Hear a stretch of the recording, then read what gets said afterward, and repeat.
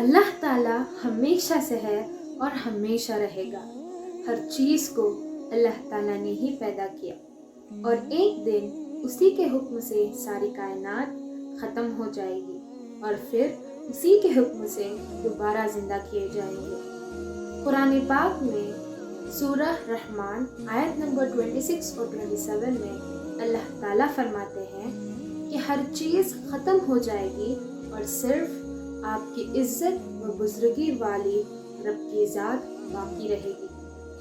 حضرت عبیدہ بن صامت رضی اللہ عنہ بیان کرتے ہیں کہ رسول اللہ صلی اللہ علیہ وسلم نے فرمایا، اس دنیا کی تمام چیزوں میں سب سے پہلے اللہ تعالیٰ نے کلام کو پیدا فرمایا اور اسے لکھنے کا حکم دیا۔ تو اس نے عرض کیا، اے میرے رب میں کیا لکھوں؟ تو اللہ تعالیٰ نے اسے قیامت تک کی پوری کائنات کی تقدیر لکھنے کا حکم دیا۔ ایک دوسری حدیث میں ہے، رسول اللہ صلی اللہ علیہ وسلم نے فرمایا، اللہ تعالیٰ نے مخلوق کی تقدیر کو زمین و آسمان کی پیدائش سے 50,000 سال پہلے ہی لکھا ہے۔ یہ صحیح مسلم کی حدیث ہے۔ اس وقت سے قیامت تک دنیا میں جو کچھ ہوتا ہے یا ہوگا، کلام ان چیزوں کو بحکم خداوندی پہلے ہی لکھ چکا ہے۔ اب ہم جانیں گے زمین و آسمان کی پیدائش قرآن و حدیث کی روشنی میں۔ اللہ تعالیٰ نے پوری کائنات اور اس کی تمام چیزوں کو بے مثال پیدا کیا ہے۔ قرآن کریم کی بہت سی آیتوں میں زمین و آسمان کی پیدائش کا ذکر کئی جگہ آیا ہے۔ ان تمام آیتوں کو سامنے رکھنے کے بعد یہ پتہ چلا ہے کہ پہلے زمین اور اس کی تمام چیزوں کا مادہ تیار کیا گیا اور وہ ابھی اسی حالات میں تھا کہ آسمان کی مادہ کو دھویں کی شکل میں بنایا گیا، پھر آسمان کی صورت بنائی گئی اور 7 آسمان بنا دیے گئے۔ اس کے بعد زمین کو موجودہ شکل و صورت پر پھیلایا گیا اور ساتھ ہی اس کی تمام چیزیں پیدا کی گئی۔ اسی طرح زمین و آسمان اور ان کے درمیان کی چیزیں وجود میں آئیں۔ یہ سارا کام کل 6 دن میں مکمل ہو گیا۔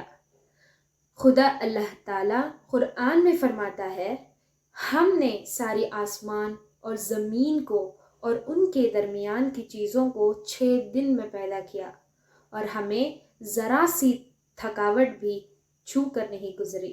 سبحان اللہ۔ فرشتے اللہ تعالیٰ کی مخلوق ہیں جو نور سے پیدا ہوئے ہیں۔ وہ ہماری نظروں سے غائب ہیں، کبھی اللہ کی نافرمانی نہیں کرتے۔ اللہ تعالیٰ نے ان کو مختلف کاموں پر لگا رکھا ہے، وہ ہر وقت انہی کاموں میں لگے رہتے ہیں۔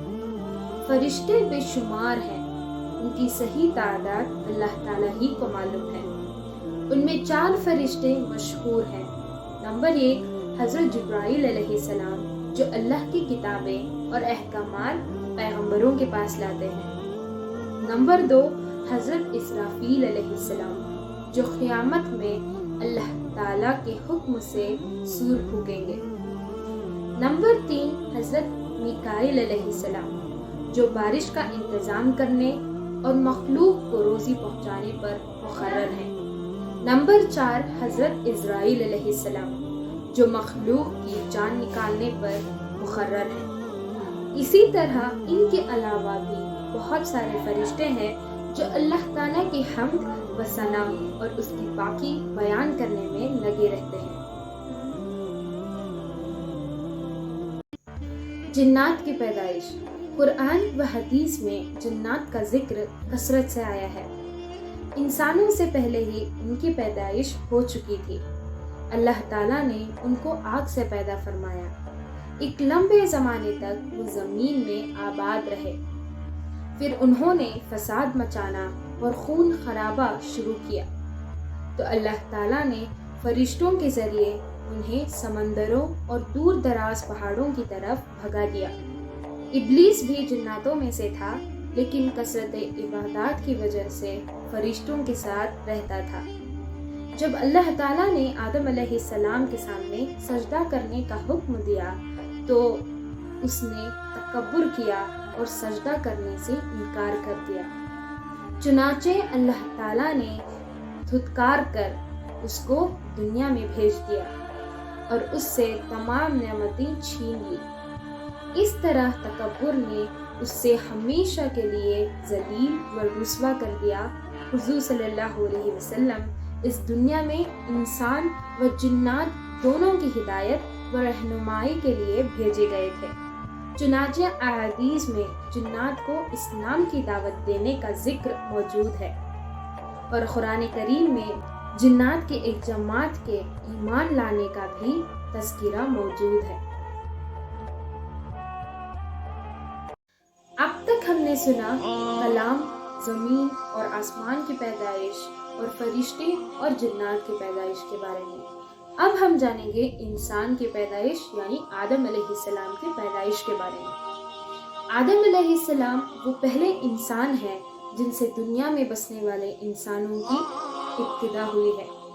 اللہ تعالیٰ نے ان کا معدہ تیار کرنے سے پہلے فرشتوں سے فرمایا، عنقریب میں مٹی سے ایک ایسی مخلوق پیدا کرنے والا ہوں جس سے زمین میں ہماری خلافت کا شرف حاصل ہوگا۔ چنانچہ حضرت آدم علیہ السلام کا تعمیر مٹی سے گوندا گیا، پھر اللہ تعالیٰ نے اس میں روح پھونک دی تو اسی وقت وہ زندہ انسان بن گئے۔ ان کے سامنے فرشتوں کو سجدہ کرنے کا حکم دیا تو تمام فرشتے اللہ تعالیٰ کی اطاعت کرتے ہوئے سجدے میں گر گئے، مگر شیطان نے اپنی بڑائی اور تکبر یعنی گھمنڈی کی وجہ سے سجدے سے انکار کر دیا اور کہنے لگا، میں اس سے بہتر ہوں کیونکہ آپ نے مجھے آگ سے پیدا کیا اور آدم کو مٹی سے پیدا کیا ہے۔ اسی طرح شیطان اللہ کے حکم کو نہ مان کر ہمیشہ کے لیے اللہ کی لعنت کا مستحق بن گیا، اور اسی وقت سے وہ حضرت آدم علیہ السلام اور ان کی اولاد کا بھی دشمن بن گیا۔ حضرت آدم علیہ السلام جنت میں تنہا رہتے ہوئے بے چینی محسوس کرنے لگے تو تسلی کے لیے اللہ تعالیٰ نے ان کی بائیں پھسلی سے حضرت حوا علیہ السلام کو پیدا کیا اور دونوں کو حکم دیا کہ اس درخت کے علاوہ جنت کی تمام نعمتوں کا استعمال کر سکتے ہو۔ شیطان نے وسوسہ ڈال کر بہکایا کہ اس درخت کی خصوصیت یہ ہے کہ اس کا پھل کھانے کے بعد تم ہمیشہ جنت میں رہو گے۔ چنانچہ شیطان کے دھوکے میں آ کر انہوں نے اس درخت کا پھل کھا لیا تو اللہ تعالیٰ نے اس غلطی کی وجہ سے جنت کا لباس اتار کر دونوں کو دنیا میں بھیج دیا۔ حضرت آدم علیہ السلام اپنی غلطی پر شرمندہ ہوئے اور ایک مدت تک توبہ استغفار کرنے لگے، اللہ کے سامنے روتے رہے۔ پھر اللہ تعالیٰ نے ان کی توبہ قبول فرمائی۔ اس کے بعد دنیا میں حضرت آدم علیہ السلام اور حوا علیہ السلام ہی سے نسل انسان کا سلسلہ شروع ہوا۔ اس کا ذکر اللہ تعالیٰ نے قرآن میں بھی فرمایا ہے۔